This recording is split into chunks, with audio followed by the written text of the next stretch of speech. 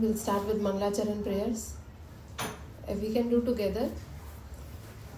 Om Ajnana Timirandasya Jnananjana Shalakaya Chakshurunmilitam Yena Tasmai Shri Gurave Namaha Shri Chaitanya Manobhishtam Sthapitam Yena Bhutale Swayam Rupa Kadamayam Dadati Swapadantikam Vandeham Shri Guru Shri Yuta Padakamalam Shri Gurun Vaishnavamscha Shri Rupam Sagrajatam Sahagana Raghunatanvitam Tam Sajivam Sadvetam Savadutam Parijana Sahitam Krishna Chaitanya Devam Shri Radha Krishna Pada Sahagana Lalita Shri Vishakhan Vitamscha He Krishna Karuna Sindhu Dīnabandhu Jagatpate Gopesha Gopika Kanta Radha Kanta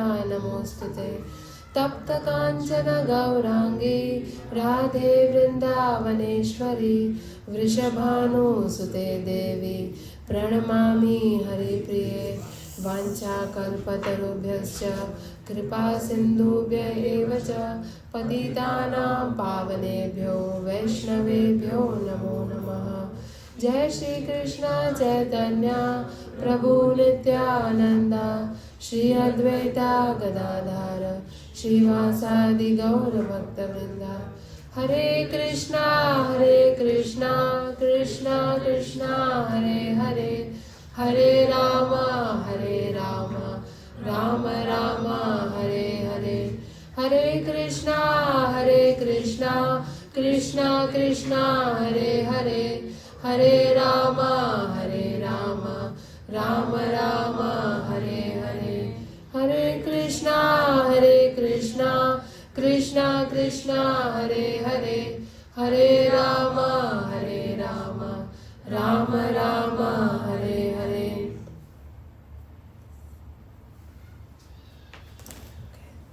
So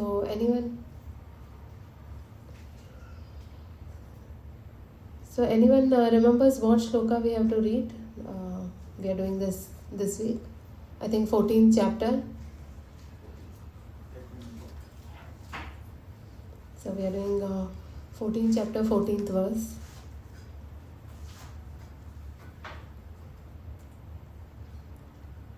So can everyone see? Yeah. Also, if you feel free, you can come closer also. You can just have more like a close-knit group where we are just having a discussion on Bhagavad Gita.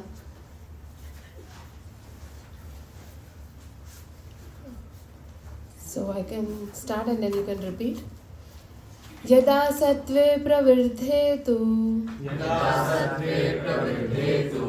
pralayam yāti deha-bhṛt tadottama-vidāṁ lokān amalān pratipadyate. Anyone wants to recite also? Yadā sattve pravṛddhe tu pralayam yāti deha-bhṛt tadottama-vidāṁ lokān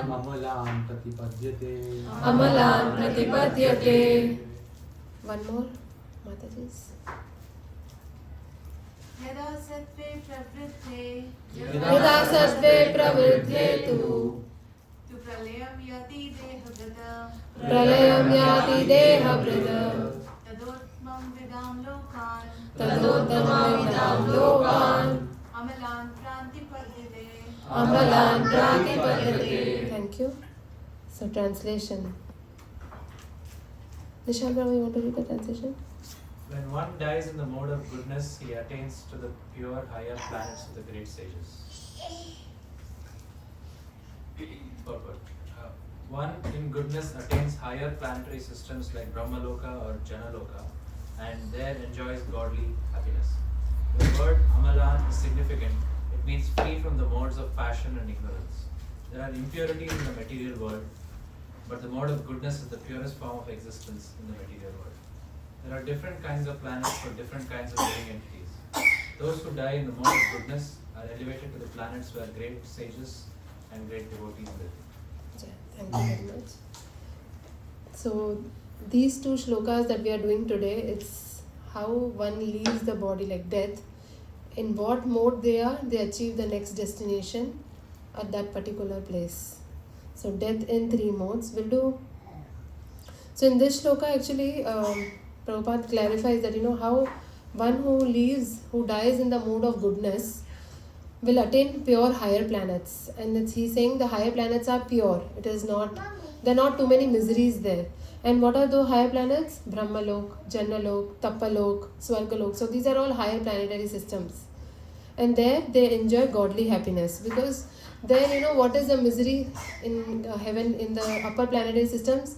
When they look at us, out of compassion, when they look at us, they feel like, "Arey, ye to suffer kar rahe hain bichare." They are struggling here. So that is the misery there. But rest all, it's high, and they are, what they do there, they are always engaged in devotional service. They are always engaged in tapalok. You can see the name itself, tapalok. All the sages, Rishi Muni, Narad Muni, Brahmalok. What are they doing there?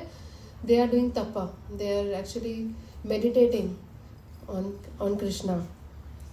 And then who can go there? Only people in mode of goodness.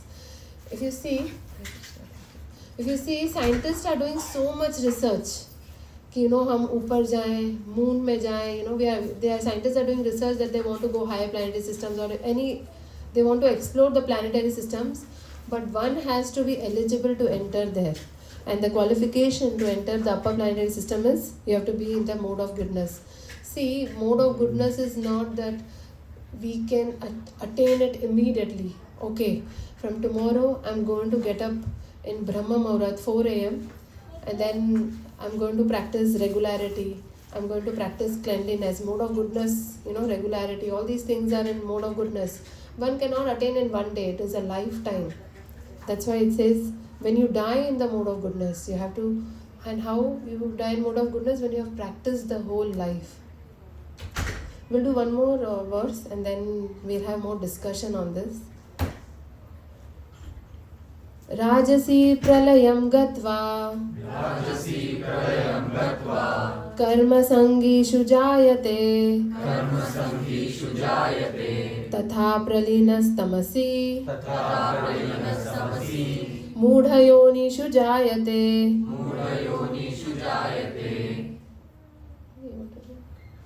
When one dies in the mode of passion, it takes birth among those engaged in fruitive activities. And when one dies in the mode of ignorance, he takes birth in the animal kingdom. So very clearly it shows what happens when one dies in the mode of passion and when one dies in mode of ignorance. You want to read Purport? Some people have the impression that when the soul reaches the platform of human life, it never goes down again. This is incorrect. According to this verse, if one develops the mode of ignorance, after his death, he is degraded to an animal form of life. From there, one has to again elevate himself by an evolutionary process to come again to human form of life. Therefore, those who are actually serious about human life should take to the mode of goodness and in good association transcend the modes and become situated in Krishna consciousness. This is the aim of human life. Otherwise, there is no guarantee that the human being will again attain to the human status. Yeah. So, actually Prabhupada is saying that here, we have a misconception here that once we attain human life, we will not go back. But it is not true. If one reads even Garud Puran, it explains based on the activities how one can actually fall down and what will their position also be when they fall down. And Prabhupada clarifies here that after one evolutionary cycle, everyone knows, right, 84 lakh species. After 84 lakh species, we get human life. And after human life, if we again fall down, it's like again going back to the whole evolutionary cycle. and then again we have to take birth in different living entities and again come back. So here Prabhupada is saying that make best use. You have got this human life, you have to make best use of this and practice in association Krishna consciousness and attain your best destination. So actually जैसे मौका मिलता है हम छक्का मारना चाहिए, right? They say in Hindi मौके पे चौका मारो. So human life is that मौका. It's that what to say, Krishna, I mean it's the best situation we are in actually. After millions and millions of species, after millions and millions of births we come here. And then also one more rarest thing is we all are Indians. We are all from, so we have that foundation. That is also rare. Srila Prabhupada says, rarest is to get human life. Rarest of that is to be born in India. And among that rare is also that we get bhakti. So if we don't take this, then we are the most misfortunate. It's like very unfortunate situation. So I just when I was reading this purport, it reminded me of one story I was hearing. So there was one blind person stuck in a cave. So blind person was stuck in a cave, and how do they move next? मतलब उनको कैसे पता? How do they know where they have to go next? So by touch. So he was stuck in a cave. By the touch, he was touching, and then he had to come out of that cave. He was stuck there, and then there was one tiny hole in that cave. The problem was when he reached that hole, he got a sneeze. He sneezed and he scratched his nose and he forgot, and then he moved. When he moved, he missed that hole. So then he had to again that whole year, he had to again go through the whole cave to come back to that hole again. So this story is relevant to this purport. What we were reading is, so it's like this. If we that sneeze and that itch is compared to our material desires, we are again get entrapped with that lust, anger, greed. We get caught up in this cycle. Okay, ye acha, that all this cycle is actually pulling us again away from Krishna. Then again we have to go through the evolutionary cycle. So it's like that. And one more story I got reminded. My sister was sharing actually 2 days before. She was very stressed out. But in between all that, she said, let me tell you a joke.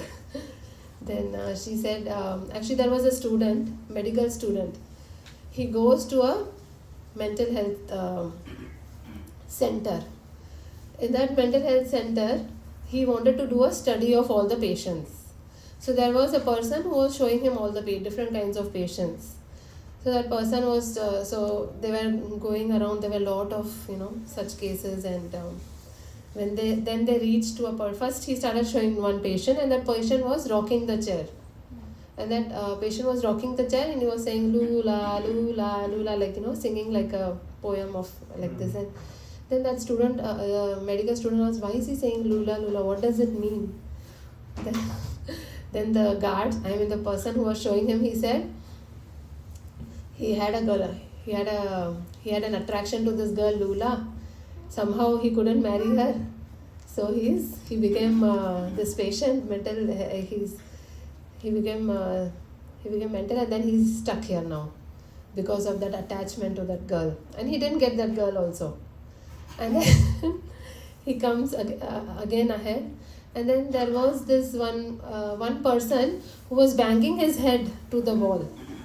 And he was telling Lula, Lula, and he was banging the head. He said, then this medical student, pehle wala samajh mein aaya. Why is this guy saying Lula, Lula and banging the head?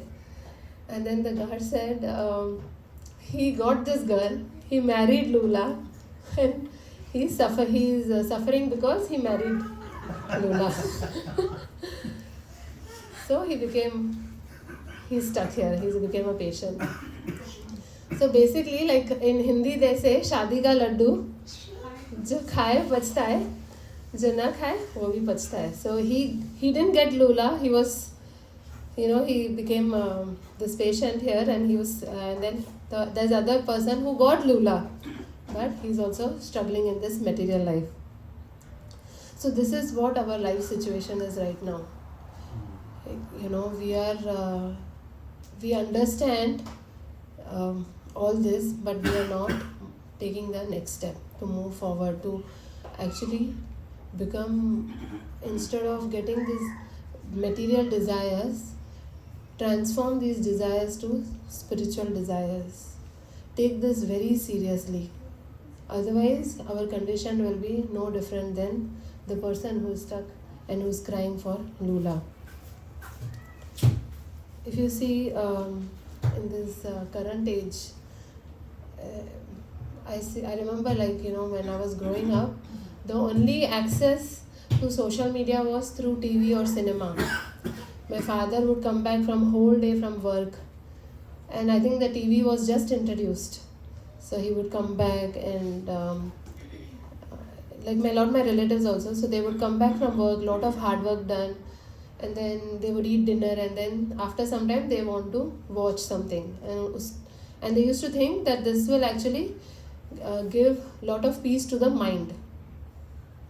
Now growing up, I think the gadgets are so close to us that leave after coming back from work. Day and day night, you know, we are in these mobile phones.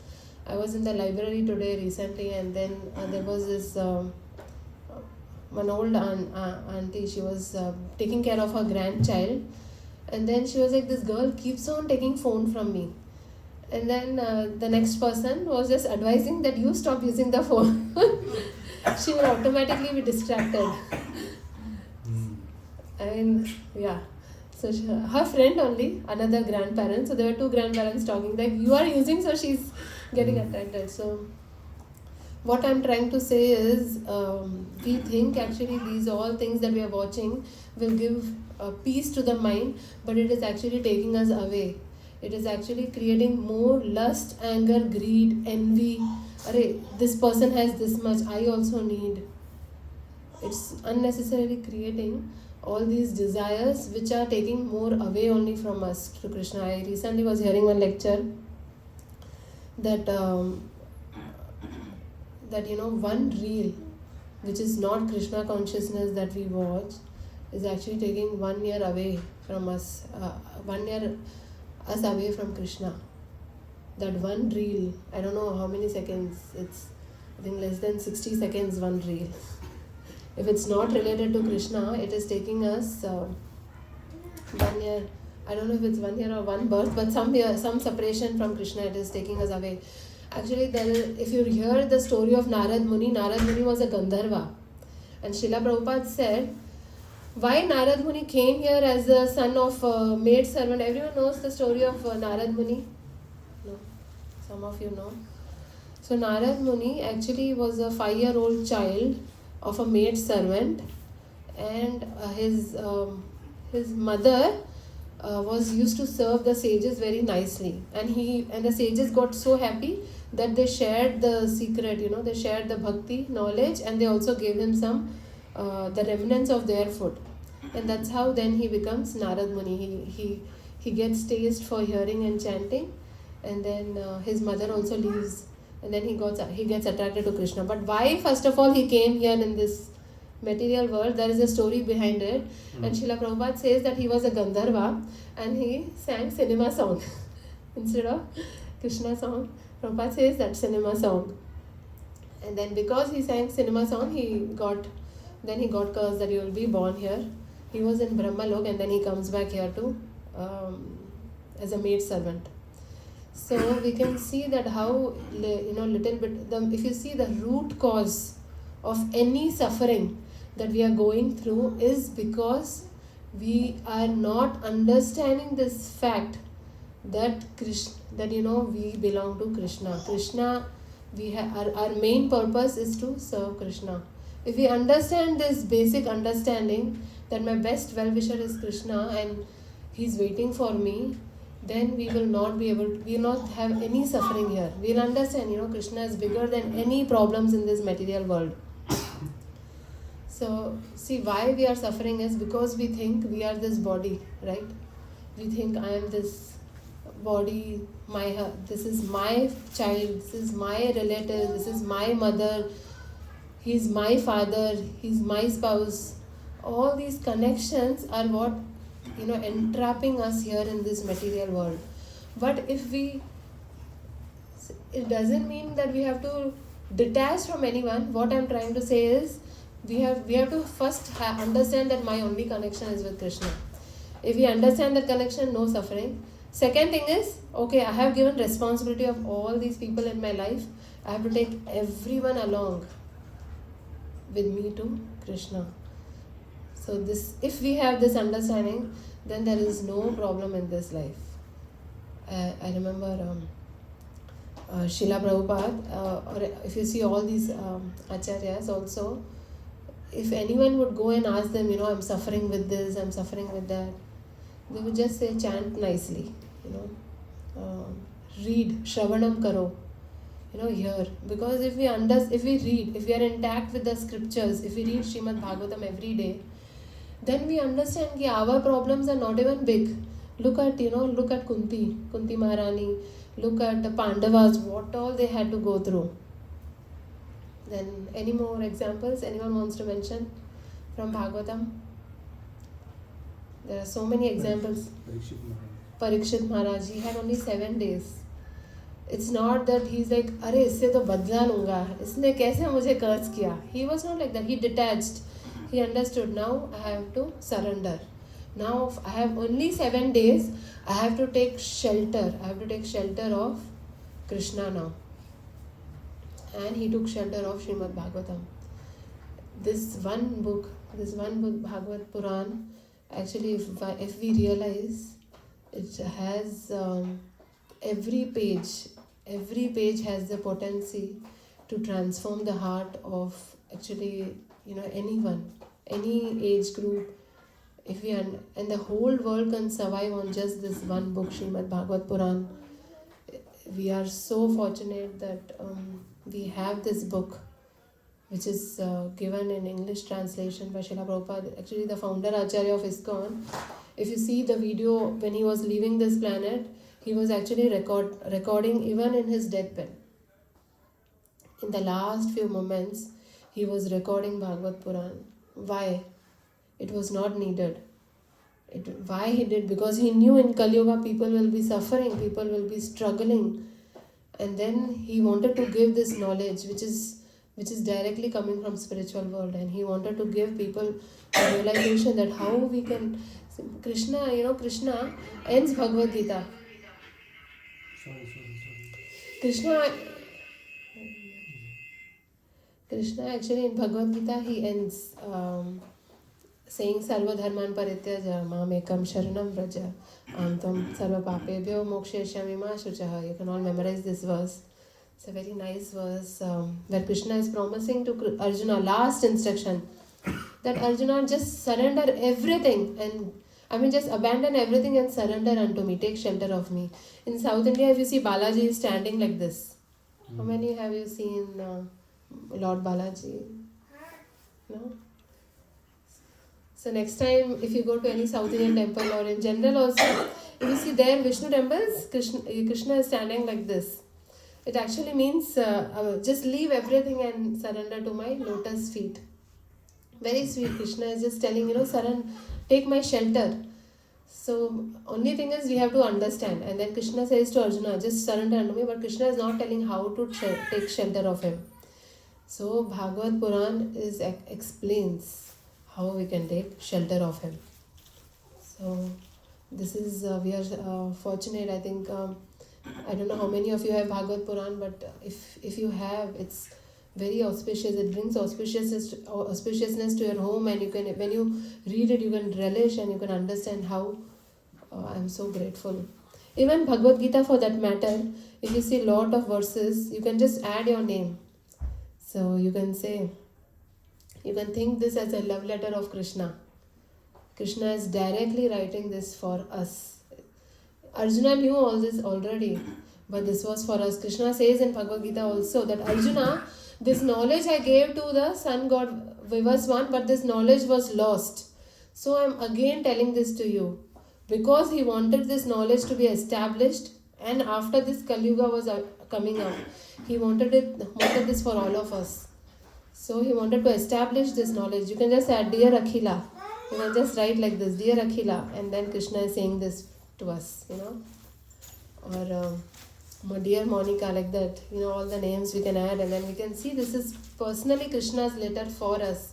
Every day we can spend 5 minutes, 2 minutes reading these books to connect back. When we do Shravanam, then we can actually understand that, whatever I'm going through, it will pass through, but my real connection I have to establish.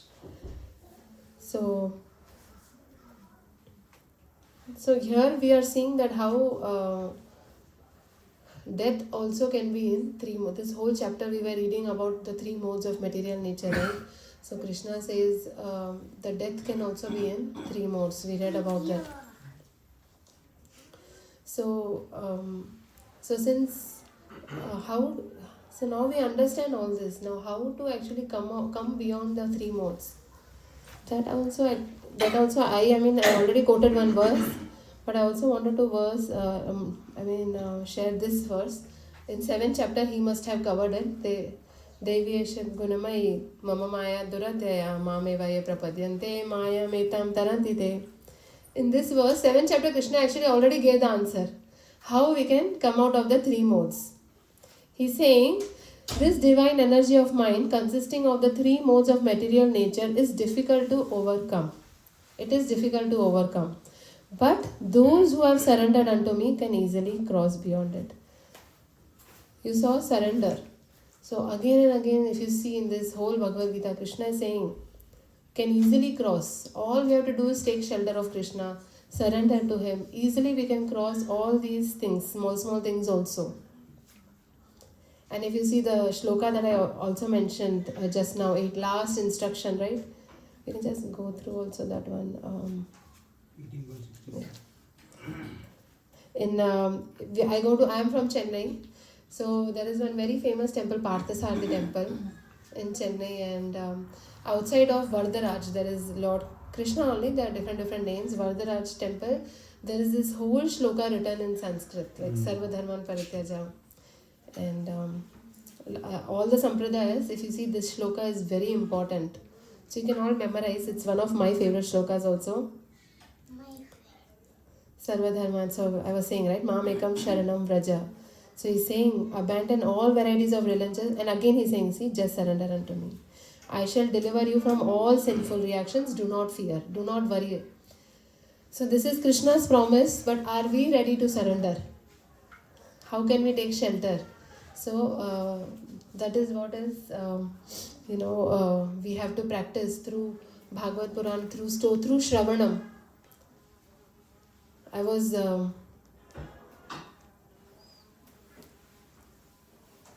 Before we move on, also, actually, I just thought I will show one video just to emphasize, how whatever we are going through, whatever we read, right, the 15th shloka about how death, we have to go again in the lower species. I just wanted to also bring the topic about birth.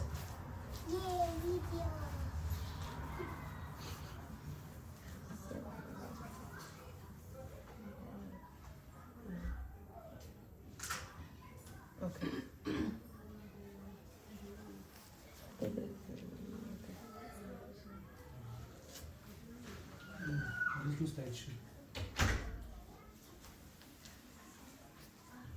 So you can all see this video. I think I really like this video.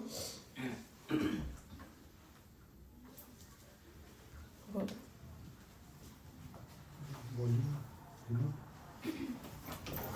Okay. Okay, start again. I think we can dim the lights also, if possible. Oh, no. Okay, switch off. Oh. Just for special effects.